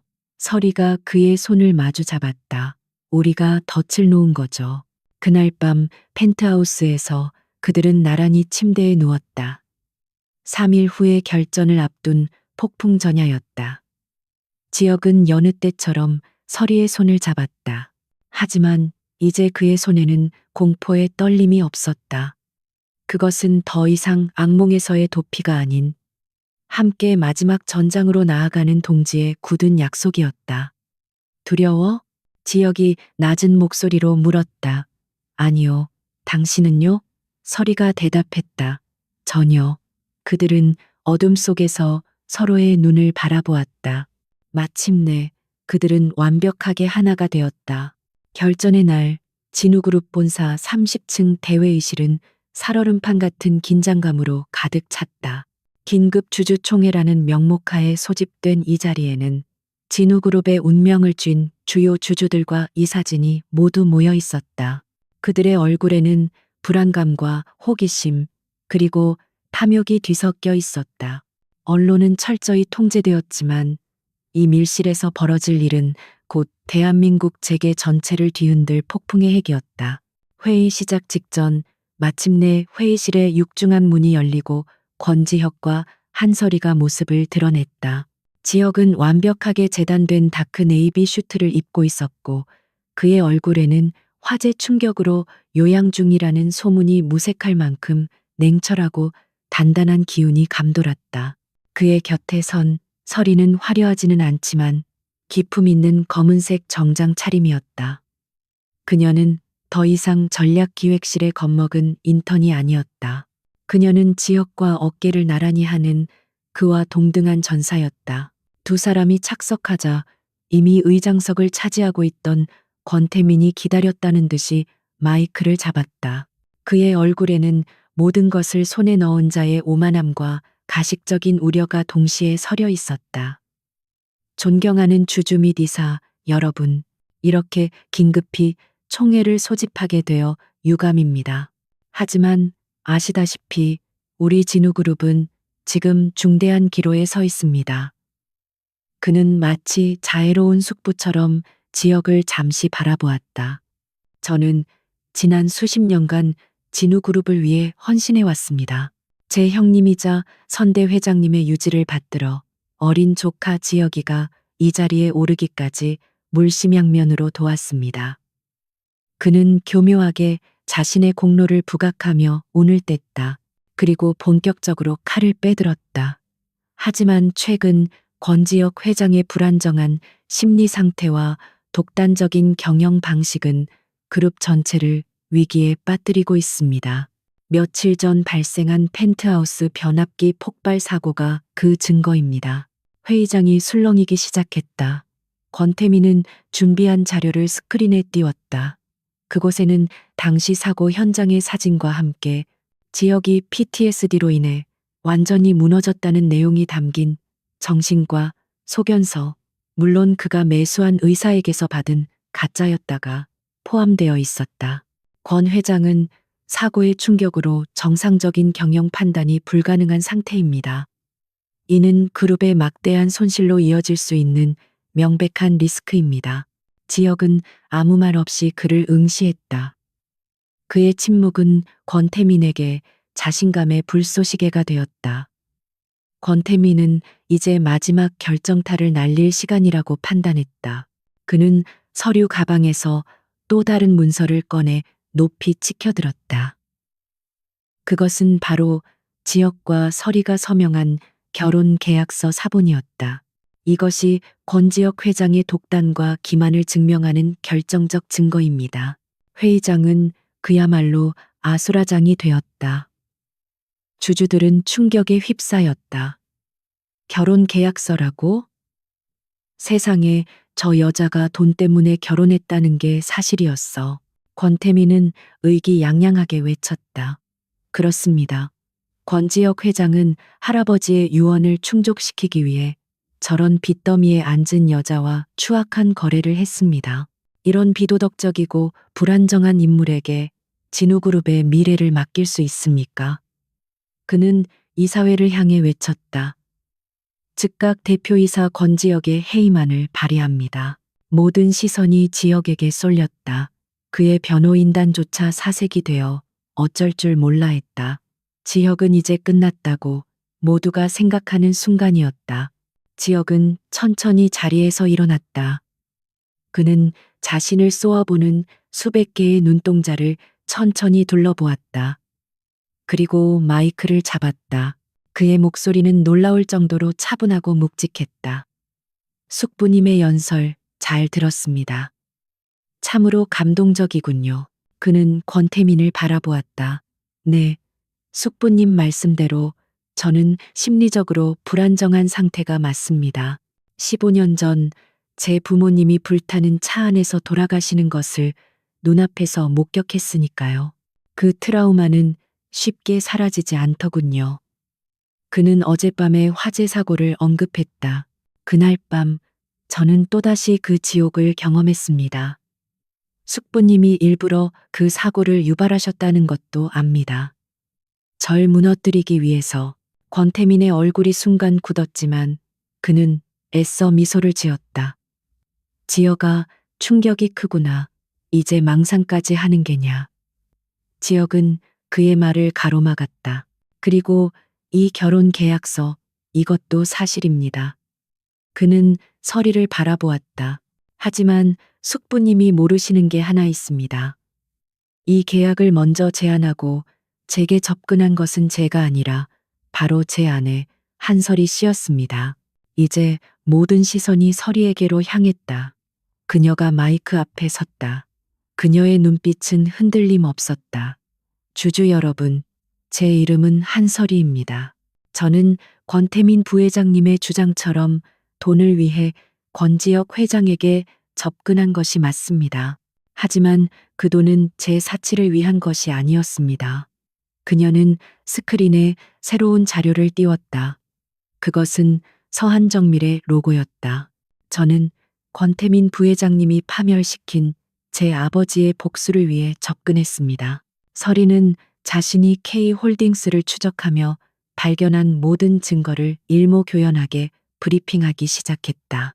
권태민이 어떻게 유령 회사를 이용해 건실한 중소기업들을 사냥했는지, 그리고 그 자금이 어떻게 그의 개인 비자금으로 흘러 들어갔는지, 그녀가 제시한 자금 흐름도는 완벽했다. 권태민 부회장은 진우그룹의 자금으로 자신의 배를 불렸고 그 과정에서 수많은 피해자를 만들었습니다. 제 아버지는 그중 한 분이셨습니다. 권태민은 당황했지만 아직은 여유를 잃지 않았다. 새아가 소설을 쓰는구나. 고작 인턴 나부랭이가 뭘 안다고. 그건 정상적인 기업 활동일 뿐이다. 이사회에서 이미 승인된 사안이야. 그는 이사들을 자신의 방패막이로 삼았다. 이사들 중 다수가 그와 한 통속이었기에 가능한 방어였다. 내 말이 사실이라고 해도 그건 경영상의 판단일 뿐 날 해임시킬 사유는 못 돼. 오히려 내 남편의 정신병이 더 큰 문제지. 그렇습니까? 마침내 지혁이 다시 나섰다. 그의 손에는 작은 카세트 테이프 하나가 들려 있었다.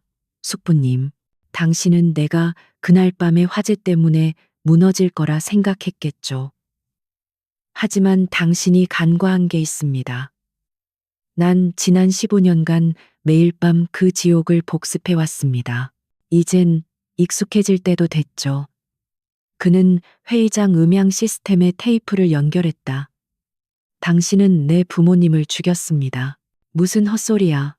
권태민이 버럭 소리를 질렀다. 지혁은 스위치를 눌렀다. 회의장의 낡은 테이프에 치직거리는 잡음과 함께 한 남자의 절박한 목소리가 울려 퍼졌다. 영수가, 만약 내가 잘못되면 날 이렇게 만든 건 진우그룹의 권 부회장이라는 사람이야. 그 사람이 시켰어. 브레이크가 이상하다고 했는데도 그냥 가라고. 그것은 트럭 운전사 박만철의 마지막 유언이었다. 권태민의 얼굴에서 핏기가 완전히 사라졌다.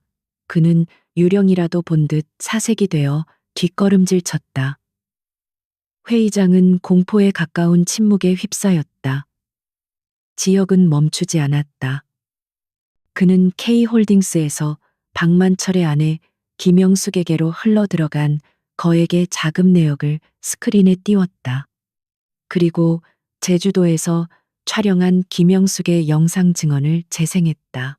권태민, 그 악마가 내 아들 목숨을 담보로 협박했어요.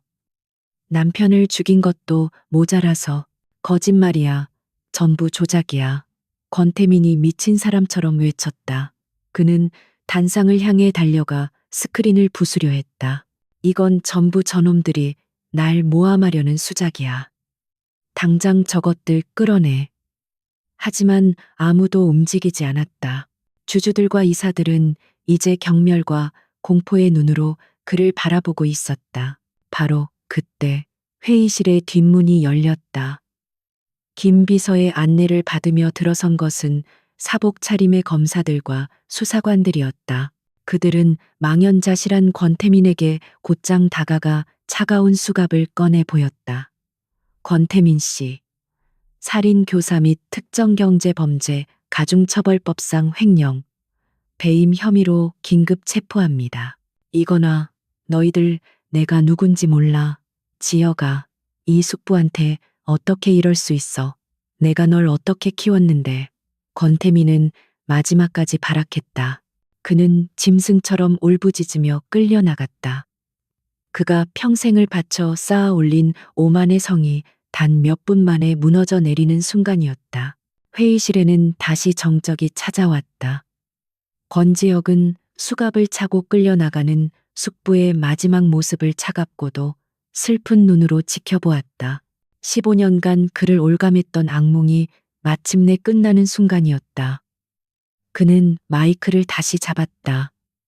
그리고 충격에 빠진 주주들을 향해 선언했다. 주주 여러분, 긴급 안건을 수정하겠습니다. 대표이사 해임의 건이 아닌 진우그룹의 대대적인 개혁과 정상화를 위한 안건입니다.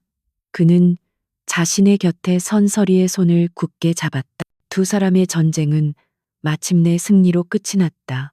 권태민이 수갑을 차고 끌려나간 대회의실은 마치 시간이 멈춘 듯한 침묵에 잠겨 있었다. 주주들과 이사들은 방금 자신들의 눈앞에서 펼쳐진 한편의 잔혹극 같은 진실을 미처 다 소화하지 못한 채 굳어 있었다. 그들의 경악과 공포, 그리고 일말의 경외심이 뒤섞인 시선은 이제 단상 위에 굳건히 서 있는 두 사람, 권지혁과 한설이에게로 향했다. 두 사람은 분명히 처절한 싸움의 승자였지만 그들의 얼굴에는 환희 대신 길고 긴 전쟁을 끝낸 자의 무거운 피로감이 서려 있었다. 지혁은 마이크를 다시 잡았다. 그의 목소리는 더 이상 흔들리지 않았다. 그 안에는 15년간 그를 짓눌러온 악몽의 그림자가 사라진 자리에 그룹 총수로서의 냉철함과 무게감이 자리 잡고 있었다. 진우그룹은 오늘 가장 깊숙한 곳에 있던 암덩어리를 도려냈습니다. 이 자리는 끝이 아니라 고통스럽고도 필연적인 개혁의 시작입니다.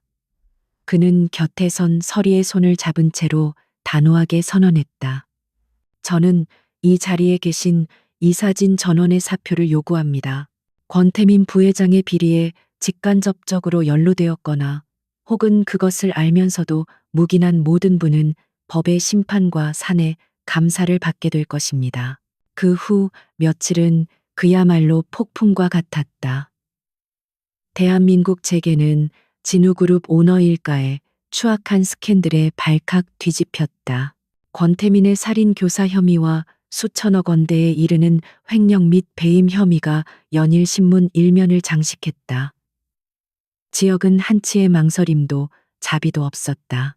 그는 즉각 비상경영 체제를 선포하고 그룹 내에 기생하던 권태민의 잔당들을 모조리 속아냈다. 그룹의 주가는 일시적으로 폭락하며 위기를 맞는 듯했으나 지역의 단호한 개혁 의지와 서리가 찾아낸 증거들을 기반으로 한 투명한 경영 개선안 발표의 시장은 서서히 안정을 되찾기 시작했다. 한설이는 그 모든 과정의 중심에 서 있었다. 그녀는 더 이상 전략기획실의 인턴도 회장실의 임시 보좌도 아니었다. 그녀는 지역의 가장 신뢰받는 파트너로서 그룹 정상화를 위한 TF팀의 실질적인 리더 역할을 수행했다. 그녀는 권태민과 K홀딩스에 의해 억울하게 피해를 입었던 모든 하청업체들의 피해복구위원회를 설립했다. 그리고 그 위원회의 첫 번째 안건은 두말할 필요도 없이 서한정밀의 명예회복이었다. 주주총회가 있은 지 정확히 일주일 뒤 지역은 그룹 총수로서 첫 공식 기자회견을 열었다. 수백 개의 카메라 플래시 앞에서 그는 마이크를 잡고 정중하지만 단호하게 입을 열었다. 진우그룹은 과거의 잘못된 경영관행과 불법적인 인수합병 과정으로 인해 억울하게 모든 것을 잃으신 고 한정수 대표님과 그 유가족에게 그룹을 대표하여 깊은 사죄를 드립니다. 그는 카메라 뒤편에서 조용히 지켜보고 있는 서리를 향해 시선을 잠시 돌렸다. 그는 서한정밀의 명예회복은 물론 과거의 불법적인 인수를 무효화하고 그에 상응하는 모든 피해를 정당하게 배상할 것을 공식적으로 선언했다. 서리는 아버지의 낡은 흑백 사진을 품에 꼭 안고 있었다. 그녀는 눈물을 흘리지 않았다. 대신 모든 것을 잃었던 그 옥탑방에서 복수를 다짐하던 그날의 자신을 떠올렸다. 길고 길었던 그녀의 복수가 마침내 오늘 이 자리에서 끝이 났음을 실감했다. 그녀는 자신을 바라보는 지역을 향해 희미하게 고개를 끄덕였다.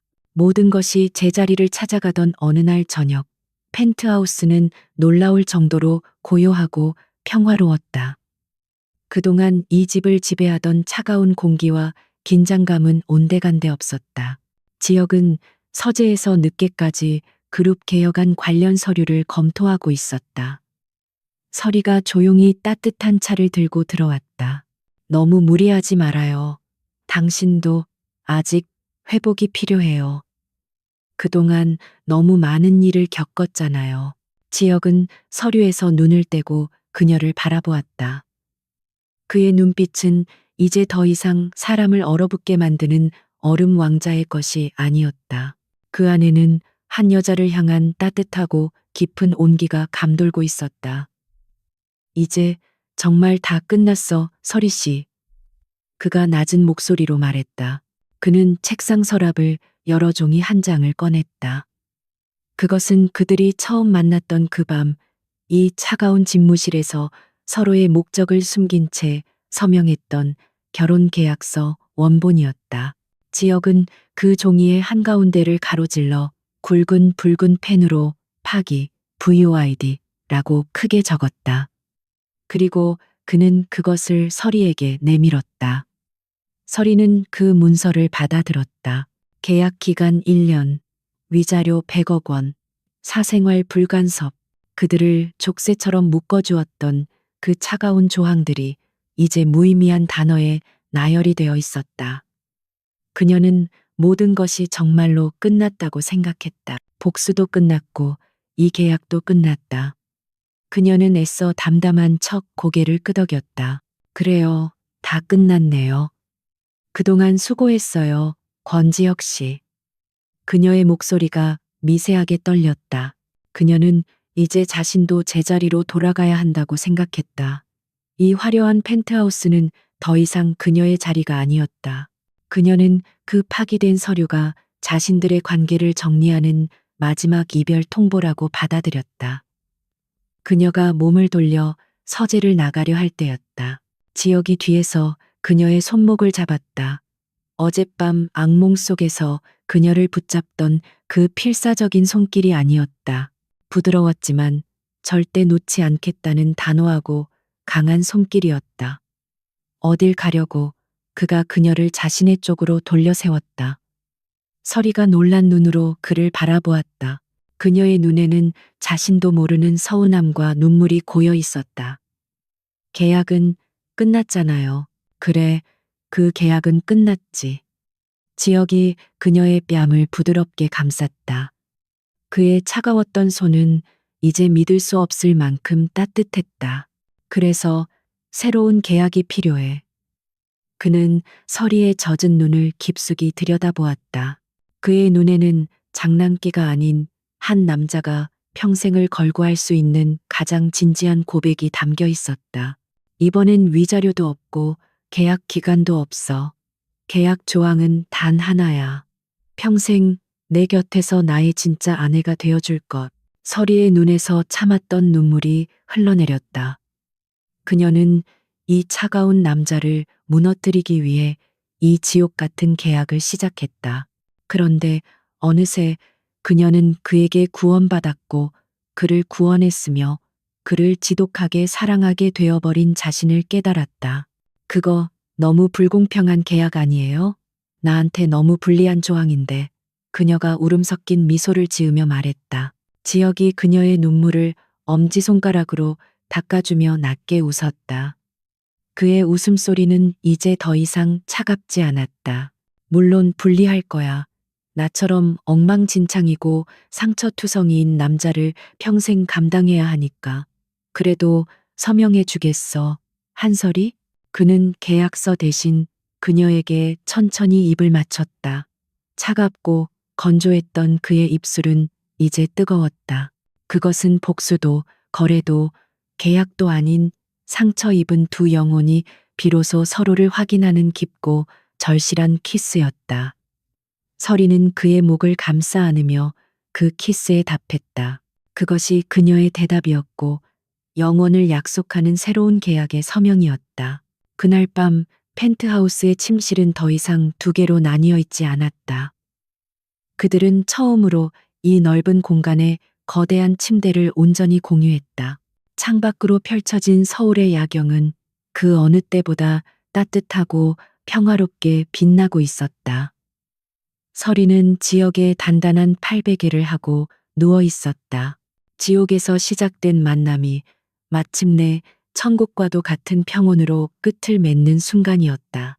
지역은 잠든 그녀의 머리카락을 부드럽게 쓸어넘겼다. 그는 15년 만에 처음으로 그 어떤 수면제나 알코올의 도움 없이 완벽한 평온 속에서 잠을 청할 수 있었다. 그는 조심스럽게 서리의 어깨에 얼굴을 묻었다. 그는 여전히 제목처럼 그녀에게 콴레이 매달려 있었다. 하지만 그 의미는 이제 완전히 달라져 있었다. 이전의 그 행위가 지독한 악몽과 과거의 공포로부터 도망치기 위한 필사적인 생존 본능이었다면 지금의 그것은 세상에서 가장 소중하고 사랑스러운 보물을 자신의 품에 가득 끌어안는 절대적인 사랑과 안도감의 표현이었다. 그는 그녀의 따뜻한 체온을 느끼며 잠결에 낮게 속삭였다. 이젠 당신 없인 단 하룻밤도 잠들 수 없어, 서리야. 서리는 잠결에 그의 등을 가만히 감싸 안았다.